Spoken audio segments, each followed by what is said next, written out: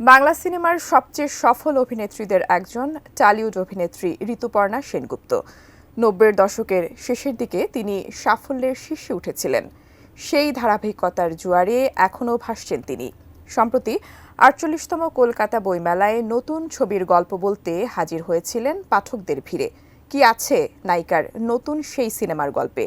বিস্তারিত জানাচ্ছেন লিমা সায়ন্তী।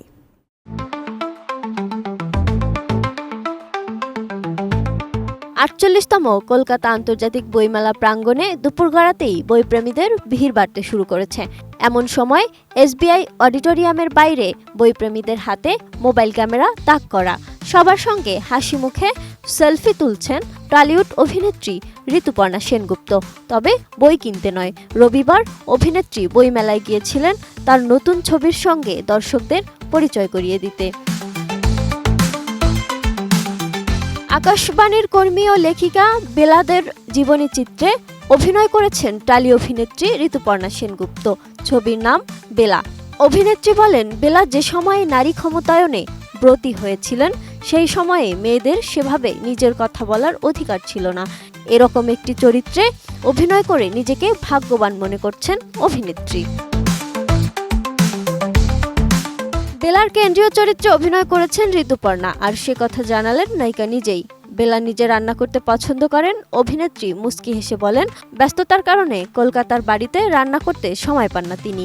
তবে সিঙ্গাপুরে অনেক সময়ই নিজের হাতে রান্না করেন এবং তার হাতের রান্না সবাই বেশ পছন্দও করেন। জেনেক্সে শিফট করো, লাইফকে লিফট করো। তিনি বলেন, তার মা ছিলেন বেলার রন্ধন শিল্প সংক্রান্ত বইগুলোর ভক্ত। সম্প্রতি মাকে হারিয়েছেন তিনি। মায়ের খুব ইচ্ছে ছিল ছবিটা দেখার, কিন্তু সেটা আর হলো না। ঋতুপর্ণা বলেন, তার বিশ্বাস মা যেখানেই রয়েছেন এই ছবিকে আশীর্বাদ করবেন। তিনি বলেন, মা যখন হাসপাতালে ভর্তি ছিলেন সেই সময় এই ছবির শুটিং করেছিলেন তিনি। সেই কঠিন সময়ে ব্যক্তিগত জীবন এবং পর্দায় বেলার জীবন যেন কোথাও মিলেমিশে গিয়েছিল অভিনেত্রীর সাথে। ঋতুপর্ণার বাড়িতে এবার সরস্বতী পূজার আয়োজনে নিজের মায়ের কথা ভেবে বিশেষ একটা ঝাঁকঝমকের ইচ্ছে ছিল না তার। অভিনেত্রীর অভিমত অনুযায়ী সাদামাটাই ছিল সে আয়োজন।